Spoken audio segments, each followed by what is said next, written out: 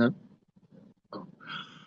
Good afternoon or evening. I'm sure it's afternoon where most of us are. I'm Bob Bockelman, and we want to welcome you to the second session of resolutions. I got it backwards, as I would. RS2, as we call it for abbreviation, resources and resolutions. For those who are not familiar, for the organization, since it is so brand new, we're attempting a collaborative network of for-profits and nonprofits. For those who are familiar with either industry or both categories, you know, for the most part, it's been separate but equal. And you have these organizations out here, the nonprofits and all the for-profits, and unless something tremendous brings them together on perhaps on an individual, like an event situation, there's really not a lot of mutual collaboration, and it could be a Herculean task. Because I have some familiarity on the backside of both sides, working on in the for-profit sector and in coalitions and networking groups of those, as well as nonprofits, helping, assisting those since our disaster here in New Orleans in Katrina in 2005. Anyway, we are running a little short of attendees. We were supposed to have a few. So far, nothing, but we're going to start and just work around our schedule.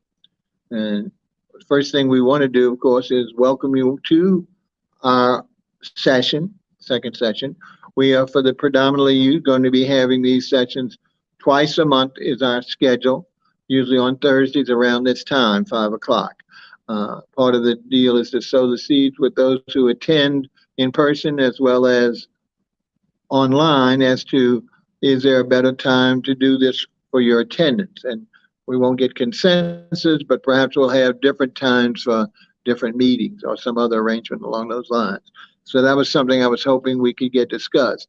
For those who are online, as you know, we broadcast on four platforms.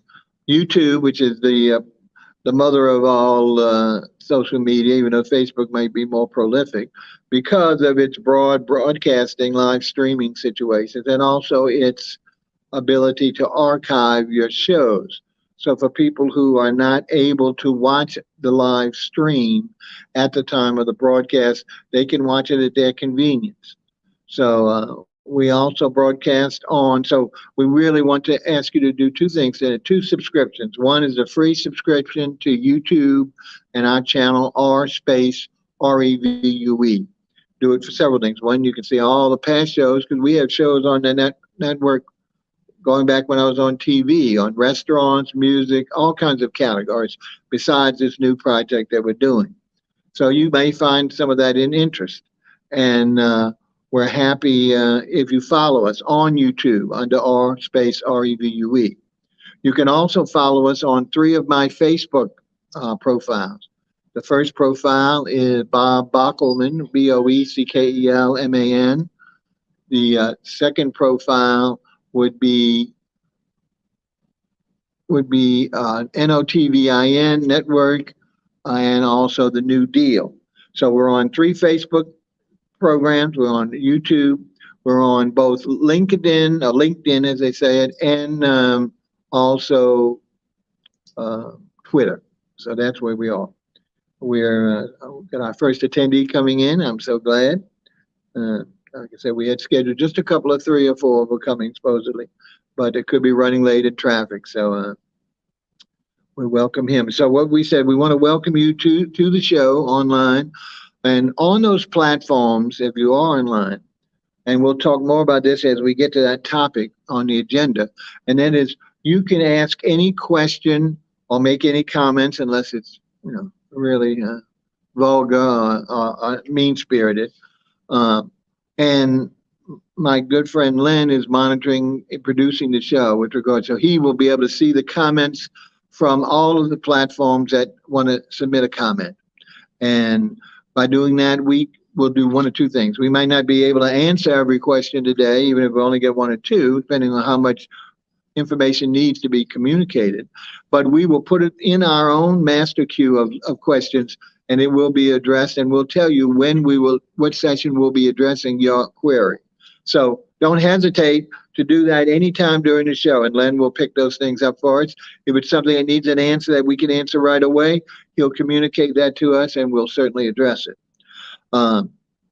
You can also, if you don't want to do a comment online, you can also send an email to me, bob@rrevue.net.com. As you can see, that's what little N is in RREVUE is our production company, and the email goes through Bob at that number, but with .net.com. So that's a good way to get any kind of questions and all answered to us, at least addressed, and then put in for answer.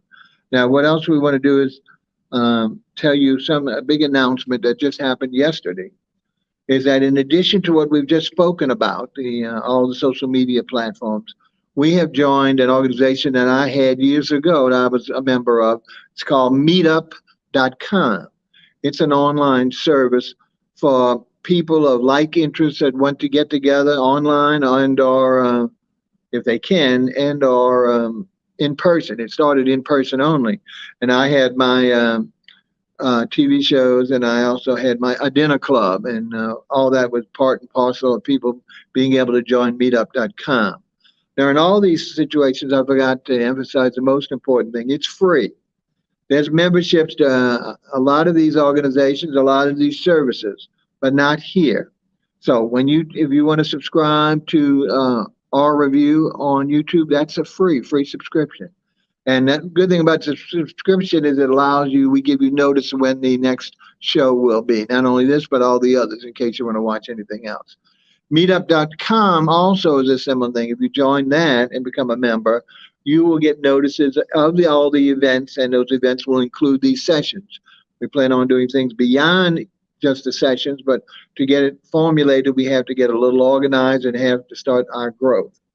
So the key there is meetup.com, MEETUP.com. You can go in that way. There's an app if you want to get one of the apps from the stores. We use Android, so we go to the Play Store, Google Play Store. But if you're also on Apple, you can go to the Apple House, whatever it's called.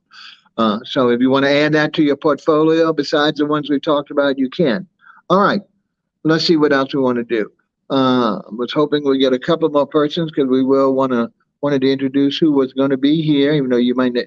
Well, you'll see them, I'm hoping. I'm not seeing them over here, but Len, you're seeing them, right? Okay. We're hoping you're seeing right now our first attendee. I'm going to go ahead and tell his name, and it's Hunter Miles Davis. Is that correct? Now, you said, well, Miles Davis, wait. Yes, he's named after the illustrious musician, and he is a musician in his own right, as well as being ready for this. And we have one other gentleman who's locally very famous for years. Besides being a musician, he's also with the National Park Service. He's a park ranger, I believe. He's got a little bit more air-conditioned work than being out there in these hot forest parks today. In New Orleans, they've created another museum. We have tons, just like another jazz museum, and it's open and free it's in the French Quarter, so a lot of our locals don't necessarily go down there unless we're going for dinner or something like that. But what's neat about it, besides being free access in the French Quarter, there's also every day there's a live performance by different genres of bands and vocalists for an hour and a half during the afternoon. So you want to just get out of the heat, and if you're a tourist right now in the quarter with that steaming sidewalk, go and check it out. Now, Miles' band is on Mondays. See, I'm screwing it up already. Okay. And normally, what time is it, Miles?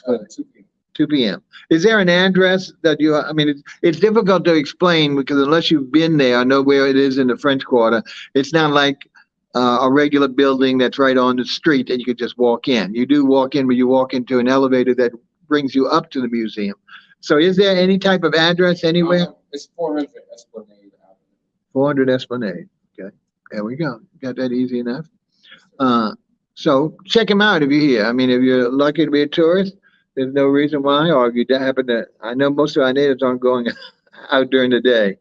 It's sweltering out there with temperatures unbelievable and all around the country. So it's not just here.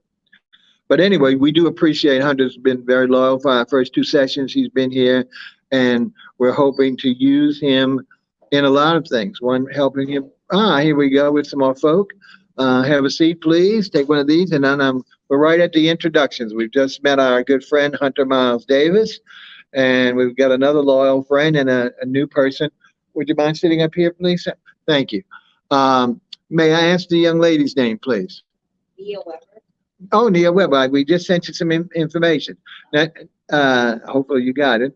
We sent the notice of this meeting, both in Facebook Messenger and also text to your phone number. Tell us a little bit about yourself, Nia, if you don't mind. Sure. I am a music instructor at the Dallas Center. So we have two musical interested, in fact, three, the other gentleman too, but go ahead. I didn't mean to cut you short. No, that's okay. And so I do string instruments, so violin, cello, viola, and bass. Love it, love it. I'm partial to strings, even though one person sitting next to you is not. And so, did you have besides hopefully having us grow to develop relationships for you all, and also for events that we want to do?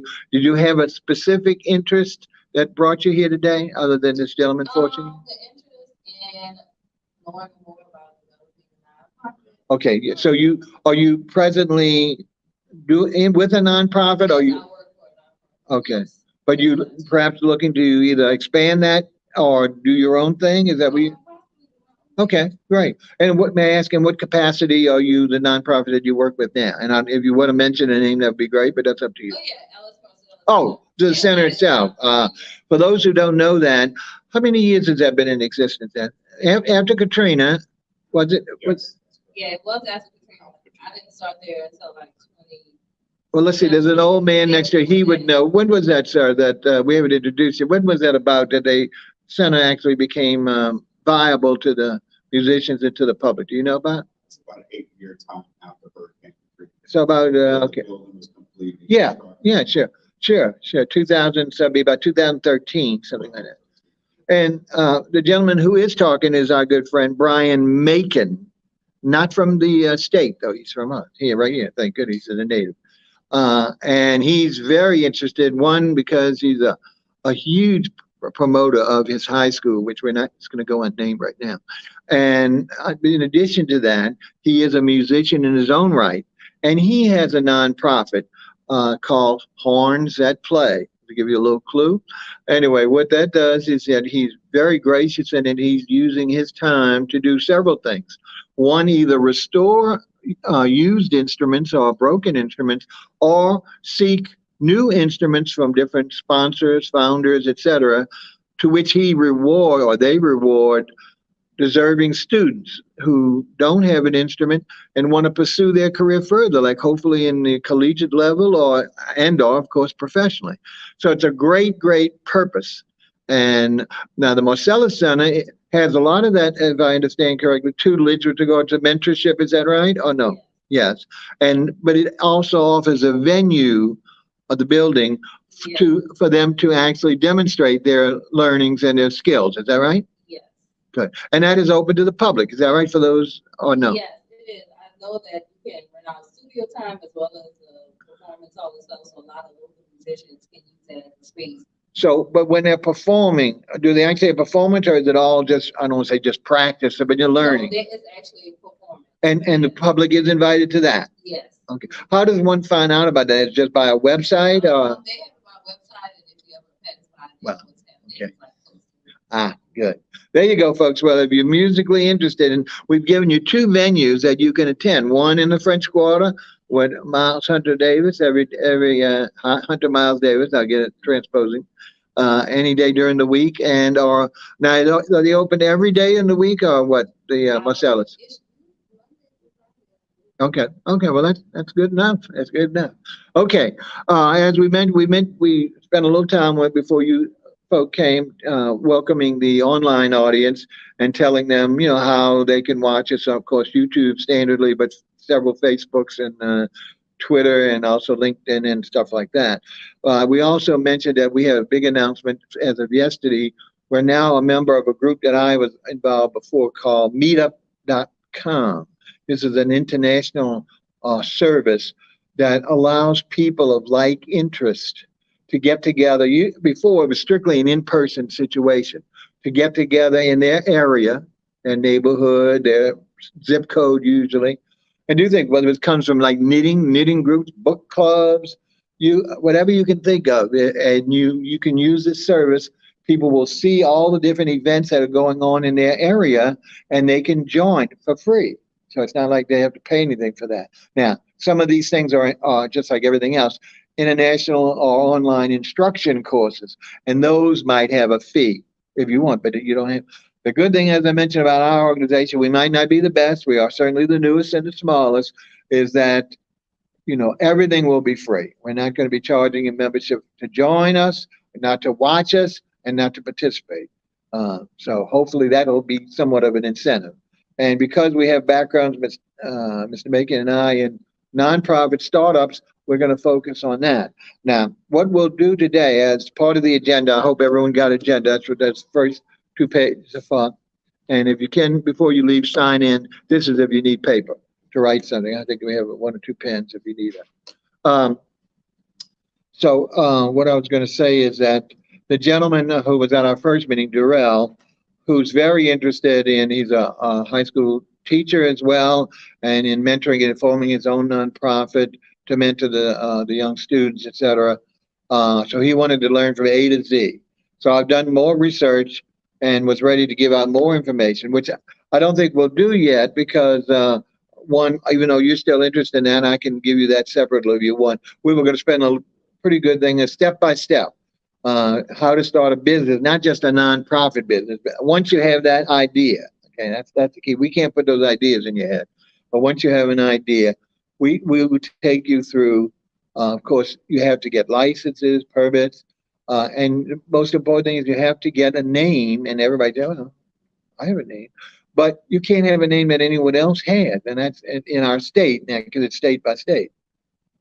And you always hear things about patents and trademarks. You don't have to do that for a name unless you really, like if you were trying to take, well, I'm going to be a certain soft drinks name, that could be a problem, okay? Not only because they probably have a patent, but unless you're really getting into highly scientific research and big dollar situations, you really don't necessarily need to do your patent for your name or your logos, trademarks, stuff like that. But you have to start somewhere, and you start at the Secretary of State's office, which now has an online program called GoBiz.com, and they spell Go, the French-Canadian, Louisiana spelling of G-E-A-U-X, not G-O, so make it a little difficult for those outside of our area. But we will go over details of all this, how to do that. What you need to do is put some thought besides not just your name, whether you really want to be a nonprofit or not. And there's different versions there. What type of corporation, if you're going to be a corp. There's a lot of things. And one of the key things, and we're going to be talking about that is, not so much today, but we'll be giving you a list. There's a thing called NAIC. This is the North American Industry Coding System, which has been around for eons, way back in my lifetime. So at least the 50s or 60s, maybe even earlier.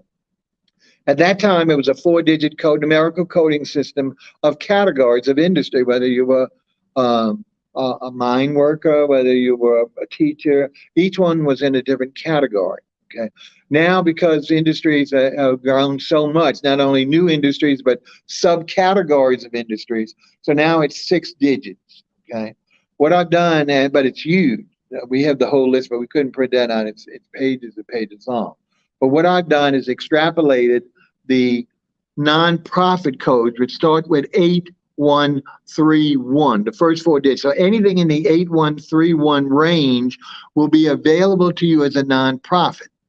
The next 2 digits, and like I said, I will give you all this, if not now, when we focus the whole thing on it. But if you need it before then, we'll give it to you. But what happens here, then it goes down to whether you're a religious organization, whether you're a political, within the nonprofit category, the last 2 digits will indicate such. And I'm saying you need to know it. Well, I don't need that. Well, you do. Because everything you do, one, not only registering with the Secretary of State, one of the first things you have to include is which NAIC code you're using. You'll need it when you go. You have to go to the IRS, whether you're a nonprofit or not. That shocks some people. What do you mean? You have to register. You have to get their number and their number of identification. Just like, we have our individual Social Security numbers. Of course, most people are familiar with that, 9 digits or whatever it is now. But there's a corresponding number for employers or organizations called an EIN, Employer Identification Number, which is quite long now, and usually we can't memorize it as well unless you're really good at memory. That will be assigned by the IRS. So you go to the Secretary of State. I'm just going to give you the outline, not all the details. Secretary of State, you register. They're going to ask you right up front to create an account, a free account, first of all, with your name, your address, and your email. And they will send you an email to confirm it's you as opposed to a hacker or a non-existent email. So you have to have it working. At that point, they set you up an account. Okay, even before you've given the name. Then you will probably add, then there's a checklist, which we will give you step-by-step how to fill that out, which is pretty easy. It's basic information, but it makes you think about some things. And at some point, they're going to shift you over to the IRS, as we said, to get that employer identification. You have to include that as part of the registration. So the first thing the Secretary of State office will do is you'll tell them what is the name you want to use for that organization, for your organization. They will then, they might not do it online as you're talking, but they will certainly get back to you in a very short period of time. They will go through their data bank, make sure that you're not using an existing name in the state, and then they'll confirm it. Now, and then they register it. They don't just say, yeah, you can use. They also you have to have it ready, and that's where there is a fee. It used to be when I first started back way back at the beginning of time. It started off as $15. Now it's $25. So hopefully it's affordable, and that will then secure it with the Secretary of State. You'll be a legitimate entity with the state of Louisiana. Okay. After that, you'll see what kind of licenses and permits you need, depending on what type of organization you are. Regardless, you're going to have an occupational license, and I think there's a fee with that, and I haven't gotten to that step yet. So we'll keep you on track there. But you do have, and you have to be licensed in the parish that you're going to be operating in, your headquarters. Even if you operate in more than one parish, wherever, if you domiciled in New Orleans like we are, you would be showing that as your primary parish, okay? All right. So again, that's all we want to say about this now. Then they'll continue through, and at some point, you'll be totally released and ready to go, which means if you're a nonprofit, this filing, which will be a little bit lengthier than that, allows you, while you're waiting to be approved, because most nonprofits want to have the ability to get donations. Okay, so that way they can use that in their services and products that they're going to render, as opposed to them just coming out of their pocket. So whoever they're serving, they will have monies for such. They will get them from grants. They will get them from donors, all this. In order to do that, you have to be what's called a 501c3, complicated name. Okay, there's different excuse me, of course I would get hiccups. There are other designations that require that, but for the most part, we're talking about a 501c3, which will allow you to generate funds and now you'll have to pay sales tax on things, like if you sell things, products and stuff like that, but will allow you to make those donations and accept those and be able to turn them around for your mission. Okay. All right, but for the most part, that's it. I mean, it's a paperwork and online work. What's good about it, before it was all paper. It took a way long time. Now with the online, it expedites it so you can. But in the time that you apply to be a nonprofit with the state, okay, even if they take you a year or longer, and I say, oh my goodness, well, I can't function waiting for. You can start soliciting funds, donations, and all from the day you're approved as a business, even though you're not approved as a nonprofit yet. You follow? Now you can't change and say, I'm a businessman, but I want to be a nonprofit. You can do that, but you have to be either or. So during the part where you're a for-profit business, you don't get the perks of the nonprofit. So if you want to do that just to generate funds, that's fine. But then either you got to dump those funds when you become a nonprofit to that, and we won't, that's a little technical. We won't go into that. But we just wanted to not allow, because too many people get a loan when they find out it takes weeks, months, or a year. Never, I don't think it's been more than a year to get approval. You can still legitimately go ahead and solicit donations. Okay, we want to move on because I don't have a watch, and I'm really not supposed to give too much time to each section. All right, the next section. So we did a little bit on the new business, but not the details. The next one is questions. All right, we wanted to tell everyone two things. One, we always ask for questions and comments and suggestions. As we mentioned a little earlier when we were talking about the online broadcasting, if you're watching and you have an interest and you want to say something to us other than filthy things to me, this ugly mug. My good friend Len is running the computer for us, and he sees all the comments that you make online. So whether you're coming from Facebook, any of those accounts, whether YouTube, now again, it's going to be the name of your username. So don't be worried. Oh, I'm not going to come. My name's going to be all over the nation. No, well, it will, but it might not have to be your name if your username is other than your official name. Okay, but this will help us and the online people also participate and learn with us, as well as eventually become full-fledged members. So here we're going to ask for two things. We also said for the online or our own people, if you do it when we're not in session like this, you can send it to my email. That's bob@rrevue.net. So you can always send offline, or if you know my number, you can text me. I'm not going to give that out right now. But if we're on a texting thing, you can do that, or Facebook Messenger, any of the normal ways. Did you have a question, Mr. Maker? Okay, we'll give that out after. How about that? Okay. Which you've been given several. Anyway, the important thing here, besides that, we're going to ask that you as a member, and if you think of something you want to ask, if you don't want to text me or call me, which I understand today's world doesn't talk too much on phone, send me an email with that address. Or the other thing is, in the session here, you're allowed to ask questions. Now, I've given out papers, and that paper basically, you can take any notes you want, and you don't have to, but it's a good thing if you think of a question that you want to ask and you don't want to do it here on live, not that you're going to be featured. Well, you'll be featured a little bit. But if you'll put that through, if we can't address it, we'll look at it and read it if we can, and see if we can address it while we're doing the session. If not, like I say, we're going to do a master queue of questions, problems, etc., and we'll start addressing those in the orders of what's the big priority, certainly with the attendees, because that's going to be our priority, and nextly with the viewers, because we want to be able to address everyone that participates. Oh, look at that.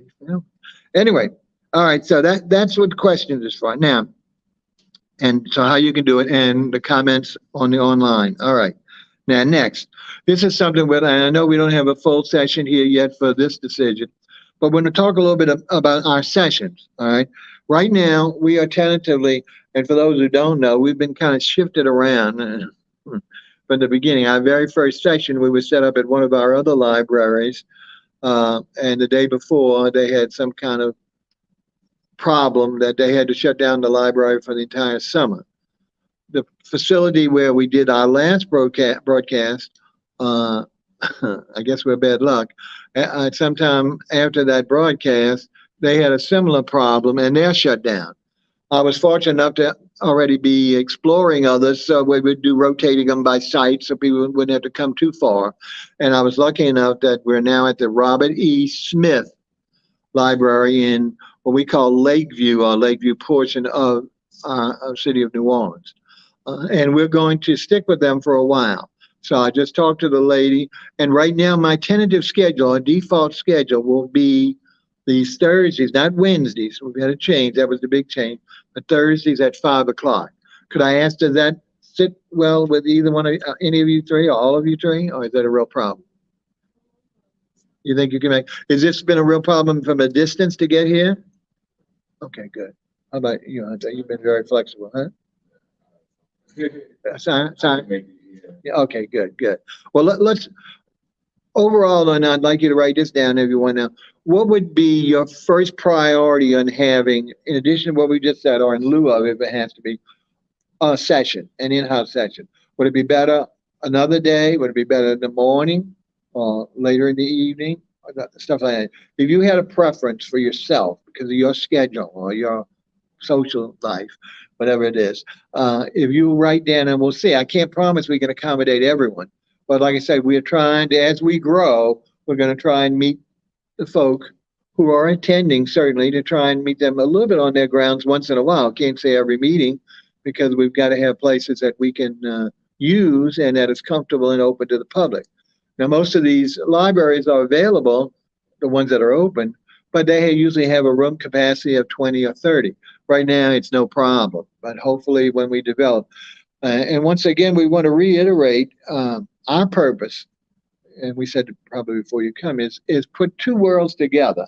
The world of the nonprofit, which we are well represented here today, but also the world of the for-profits, okay? Now, I said, well, what kind of world meeting is that? It's interesting because these two worlds, if I can use that term, have been coexisting ad infinitum, okay? But as I mentioned earlier, but very few has been overlapping or intersecting.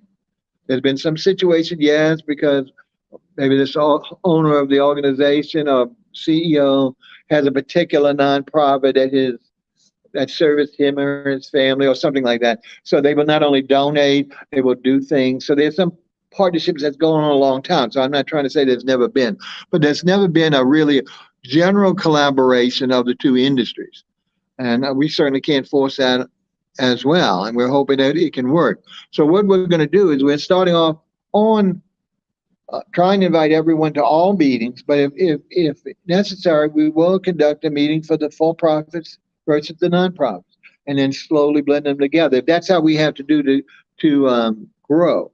And you say, well, why is that? And well, because there are two basic differences in the meetings or the sessions. And what is that?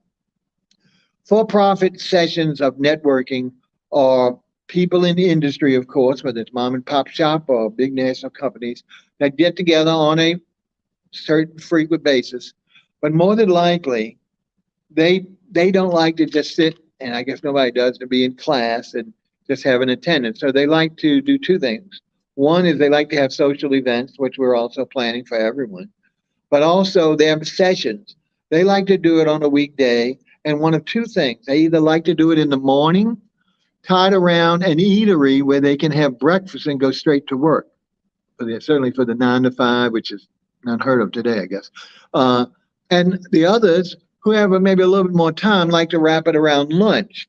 Of the two, the breakfast one has always been more prolific because people rather get an early morning start and then go to work right there instead of for any day, whether it's a blue collar, white collar, whatever. That's been so we would like to see what you, again, just like we're asking you on your preference on session dates and weekdays and time, what kind of things would you like to see with regard to the meeting besides the presentation and question and answers? Back to the difference between the two, the for-profits do two things. One, as I said, besides having a nice something to nourish you, I guess to put you to sleep during the meeting, but more importantly, they allow two things. One is that each member gets a 5 to 15 minute presentation of their business to those in attendance. And so that way they work their way around so everyone gets to know, hey, Jimmy, you're an auto mechanic. Great. And why is that so important? Not only because everybody likes to know what everyone does, but more importantly, for-profits are based on referrals. Okay, and I don't know if everyone understands what that term means. I mean, it's an easy word. But what that means is that you're willing to give some of your customer base, your family, your friends to another organization. And I don't mean, to give them, but to refer them should they have a need. Like if in your for-profit network, there's a gentleman or a company that works on air conditioners, let's talk about something very, very relevant today, then what you want to do is all the other members want him or her to prosper. No, assuming that he's good, obviously if he's not got a good reputation, he's not going to stay with us or make a good living anyway. But we would like to say, well, here's a good way where they don't have to do a lot of advertising, which they probably may or not can afford depending on their size. But it's always better to get a referral from word of mouth because you trust that person and vice versa. So that's what they focus on. that each member, not only that, they also focus on stiff fees. Besides you paying for your meal, which you have to do, obviously, you also have an annual membership, which right now we have an international. Before Katrina, we had maybe about 20 different for-profit networks in New Orleans. Now I can only find 3 or 4, okay? And most of those are these big famous international ones where the subscription rate, membership fee, the lowest I've seen is $470. One of them is $1,130 a year. It's a year, but still, it's a lot of money just to participate. And what happens is, and this is why a lot of these for-profit networks dissolve, is that people exhaust, I don't have any more friends to refer you. If you always feel like soon that network's going to get stale as they grow older and more mature, which sounds like a good thing, that doesn't mean they can bring to the referral network new people. They should, because all during your life you do meet people. So it's not like, but it's like a declining base. And so we realize that. At the same time, they're also very restrictive. They don't let 5 HVAC people in their membership. Why? Because they're not going to all prosper. So they try and limit it to one industry. So you would have one auto repair, one insurance person, one real estate person, because that way it's a lot easier for them to get more referrals from the group than if they had 4 competitors in there. You follow? Now, we will probably do some of that, but what we're going to do is more like either by zip code or by parish, because we're not exclusively going to be Orleans Parish. Several Jefferson Parish people have already expressed. I forgot whether were you in Jefferson? No, Orleans, yeah. But we've had several Jefferson Parish people express an interest in for-profit, and so it could be that we'll even not only be bringing our categories together, but also being able to preserve some for each of the either zip codes at the most refined or at the parish level. Okay. Now, so I said a lot about that. So the for-profit people are comfortable with that. Their philosophy doesn't. Everybody has opinions. What their for the most part, their opinion of the nonprofit industry. These people are just looking for the handout. They're just looking for the government to give them money or some other way of giving them money. So we don't want to be, we got our own world to live in to live and survive. I can't just be giving the money every Tom, Dick, and Harry place. It's a selfish motive, but we're all based on that same motive. Now, what about the nonprofit? And I found what and I know Mr. Macon will be able to clarify this for me. Years ago, the majority of funds for nonprofits came from grants. Exactly what I just said, that the for-profit were accusing or labeling, let's use that terrible term, profiling the nonprofits. And I mean, they had national grants were phenomenal for every category of thing, millions and millions. And then they had other government entities, state grants, city grants. The federal government was it the 7th, do you remember? That's my X-ray mind. When they changed, and like the biggest cut or the biggest significant group was the national arts, whatever it's called, not NPR, it's a radio station, but the Foundation for the Arts and Sciences, specifically the arts, was extremely cut back. And this was, wonderful opportunities for young and older artists to make money by doing governmental contracts, building and all that dried up because of our budgetary concerns of the president, who wasn't a president. I just can't remember. I have an idea, but I don't want to say the wrong name. But it's been around for a long time, which meant one of the major general funders for nonprofits was no longer available. We've taken them out of the picture. We only have some state and then some local funding, and that's the pie is smaller and smaller because there's so many people going for the same pie, and their budgets are certainly less than the federal government, but still smaller and smaller. So even though nonprofits still seek those grants out because they want to catch as many dollars as they can, they're not as successful as they were years ago. And there's a whole industry of profession called grant writers. And I mean, back then, when before Katrina and back before these, wow, there were so many grant writers. They were doing phenomenal. It was a wonderful career. Okay. The only problem is there was no controls on it, and things without control sometimes go a little awry. So what happened is some of these grant writers may or may not be as good as they pretend to be, and would be taking money in advance usually from their potential client and sometimes not delivering.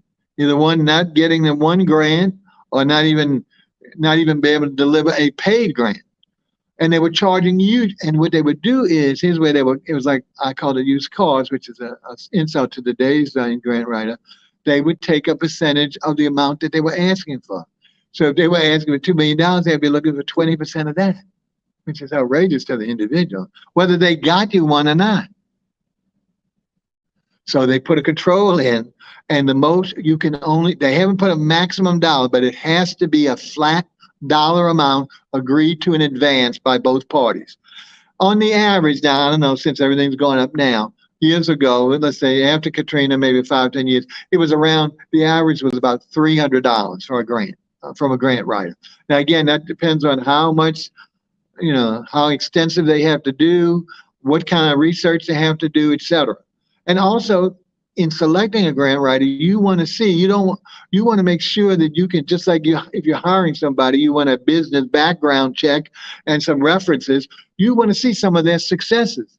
So if they can't show you and not just tell you that they've had 20 grants, millions of dollars, and whatever's appropriate from you, and what those sources are, you might want to move on, check another one out before you place it with them. Okay. Fortunately, unfortunately, the pool has shrunk tremendously because of that ruling. All right. But at the same time, there's still some. In fact, Mr. Macon, who's going to be, he's trying for the membership referral award this month and this year. He's one of his potential referrals is a grant writer. She does have it. She's a principal of school. I forgot. I don't want to go into it because she hasn't joined us yet. But at the same time, how great that'll be, not only for us, but also that doesn't mean she's going to do freebies for you necessarily, because she has to make a living. But the thing is, it'll be someone we know, we learn, we can trust, and see the results of her previous work. Okay. Okay. So that's how. And what let's say, how am I doing at the time? Huh? 5, what? Well, we've already done an hour? We have an hour and maybe an hour and 15 minutes, huh? We got 30 minutes of this hour. Oh, of the hour. So we have 15 minutes of the hour. That's what I'm on. Okay, great. One last thing on that funding. And the person you spoke of, I hope we will have a chance to elaborate that our audience, the benefit of having a good grant. Oh yeah. Oh yeah. We're not. Please don't. Like I said, I didn't mean to castigate the profession, because it's not just, well, I'll write. Right. I need the money for this. And then today's grant writing is like an RFP for a huge contract. Okay. They have to have all this justification and all this reasons, and so what they do is they basically interview you as if you were going to work for them in your position. What do you really need, and how much you're going to have to create a budget, and you might only be a month old if you're using one. Well, that's the way you do it. I mean, on how much you're going to need for rent, or and then how much is the money you're going to need for carrying out your services, as well as pay your salary if you're a paid employee. Okay. So all those things are important and will be revealed and assisted with a grant writer that you choose, so it is very important. And it's hard to find them nowadays. Like I said before, you could find it in the phone book anywhere, but it's not like Angie's List. Some of that, they're very few, and they're usually independent. They don't work for another company. Now, some companies, some large nonprofits, they have their own grant writers, full-time employees, which is great for them, I hope, but not necessarily for the outsider, for the independent. Anyway, all right. So I'm asking you to give us an idea on alternative sessions, and also locations. And what kind of, and I don't have this, but also what kind of events would you like to see either done for your organization individually and or collectively as this organization grows? Yes, Mr. Macon, you have the floor. What was it? Okay. Well, let's see. I only have two more topics, I believe, and we have 15 minutes. So why don't we do this? Let me finish the last two, and then we'll do, this will be part of the, even though we've just addressed the category questions, we'll come back to it since you have one that we can try and discuss during the end of the day. The other last thing is what I'm putting there is called recruitment membership participation. What we're looking for is obviously family members, and not just I want you to have company, but family members or friends, just like we talked about the referral, and may get a chance out of this, something out of this organization. One to support, not only support you and your organization, but also perhaps some of these others. So as much as you can, I'm looking for all of our members to reach out to others, either attend a session, watch a session. What's good about this, and a lot of them aren't online. A lot of these network things are online, but they're recorded and they really one-side presentation only. That's what's good about this. There's interplay and it's live, and we'll try and get most things addressed. If not, we'll address them at the next session or whenever we tell you we will address them in detail. So whatever you can do, and also just like your organization, most organization, this is something most people don't think of when they start their business, a small business, is you really should have a board, okay? And a board is not B-O-R-E-D, and it's not wood, even though it's spelled the same way. It's not wood either. But what happens there, and of course you can be the head of the board. Most people designate that person, whoever's forming the nonprofit, executive director, whatever his or her title is, as the head of the board. You don't have to be. But what you want to do, and there's no fixed number. I would say that you want to board at least 5 or 6 people. There's some boards, and when they're state, we went to Louisiana, not the tourist, whatever Lynn's thing is with the state museums and all. And they have like 30 or 40 board members. Now, there's no way in heck that you can have a meeting of any substance if you're having 30 or 40 attendees. What? And it's proven because a lot of neighborhood associations, which are grouping civic associations where people live in the neighborhood and they want to make sure their voice is heard because, you know, this man hasn't cut his grass in a week or something like that. So a lot of those civic associations, they'll put every Tom, Dick, and Harry on the thing, and they never get anything accomplished at the meetings because it's strictly social. Okay, and that's why it has to be, you have to kind of think. And most of these independent ones that are just startups, who do they do? The very same people I just asked you to bring here, the family and friends. And there was one lady I went to help years ago, and a lovely lady, her board was comprised of her mother, her sister, and her 12-year-old daughter. None of them had any concept of what she was doing and were there to support her. So what we will do is, when, especially people who are growing with us, and we will help you formulate not only questions, but things that you need. Why do you need an insurance person on your board? Okay, as well as your organization. Why do you need a banker? One of the key people. Okay, that's so you'll see the categories that are kind of core specific. 2 things. One, because they're going to solve some of your problems for free, hopefully, or very well done for you. But also, they are so well connected in the community that they're going to offer you a lot more opportunity for growth, financially as well as, you know, exponentially with your public or your people that you serve. Okay, so that's all we're going to talk about now, because Mr. Macon loves to be on the floor. He always has, you know, he doesn't like to be overstaged. So we're going to let Mr. Macon ask his question. I'm hoping they'll hear him because he doesn't have a mic. We're in a small room, so I think he should hear. Well, go ahead, sir. Let's hear. What is your question? Well, first, let me introduce myself. Oh. I'm Brian Macon. Oh, okay. And I've been a collaborator of nonprofit since 2007. Events after Hurricane Katrina. So I was on the first wave, seeing a lot of the damages and the outcome of what was need to be remade or rebuilt, remake New Orleans. mama's kid, red beans and rice on Monday, truly said, with fish. But I love the fact that Rebuild also gave opportunity for new ventures, new ideas, new identities.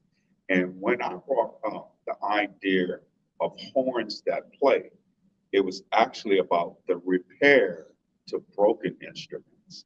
I did not realize until later years that our already invested industry was selective about who they service, who instruments they would give. It was very selective. So I did the homework, and am I still growing? It was based on other ventures and ventures like grant writers I'm sharing with you that begin to write the grants that matter for your purpose. It wasn't for Brian's purpose. Schools took on their own initiatives by having fundraisers, but here comes the problem. Their money only will buy what the money buys. Horns that play say, well, I want a collaborator that want to help the problem resolve for the kid and his development and his future.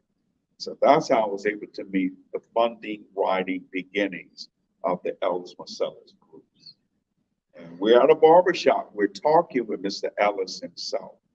This is long before son get involved, long before the greatness of what we say, the great philanthropists of those that give the greater fundraisers. So Mr. Bob teases me all the time. So I was pulled to the side about a banker. And what he said, I am not giving you a dime, but you are sure walking the right plank in the dream that matters. I took a step back to realize, he said, this man said he was not going to give me any money. I said, for me to do anything, it's going to cost me 3 sugars and a cream. He said, well, what do you mean by that? You buy me coffee, we can talk.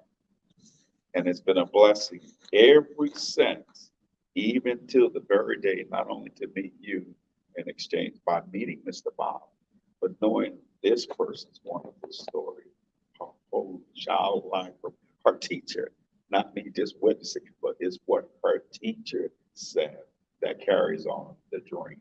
And I hope that meetings like this will facilitate her good. My goal for them is big name fundraisers.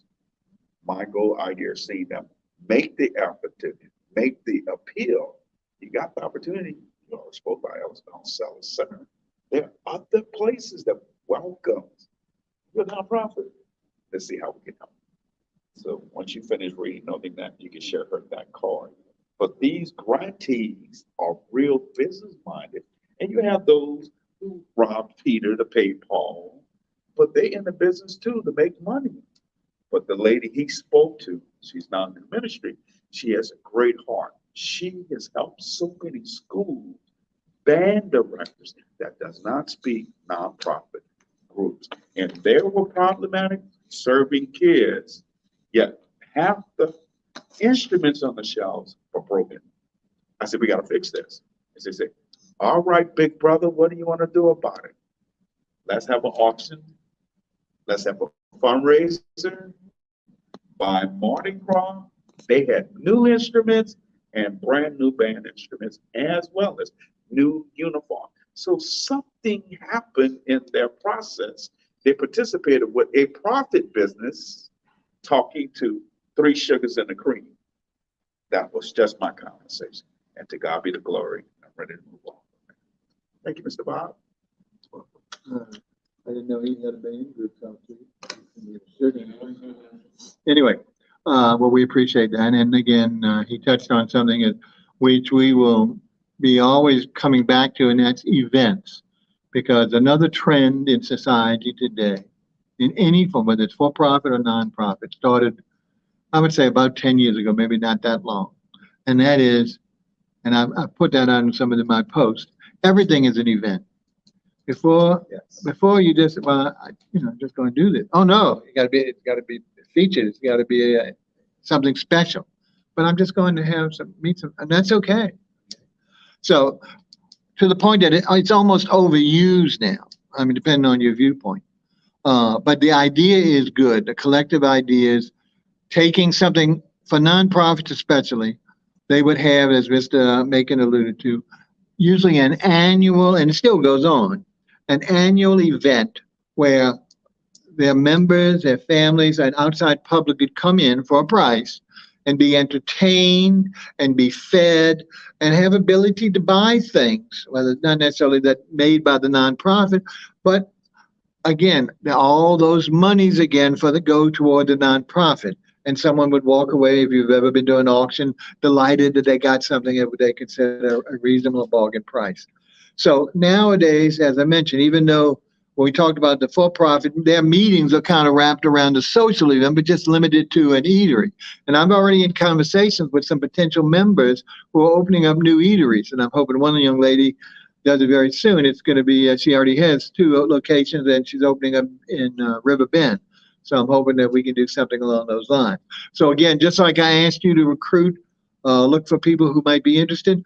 If you know people in the culinary world that want to get some exposure, whether it's a chef who does, because we have so many home kitchens or private chefs or whatever the proper term that he or she wants to use, and maybe don't have a brick and mortar or want to do pop-ups, because a lot of that's my background. I can help in that regard, and we can hopefully mutually help each other with regard to this organization's growth and success.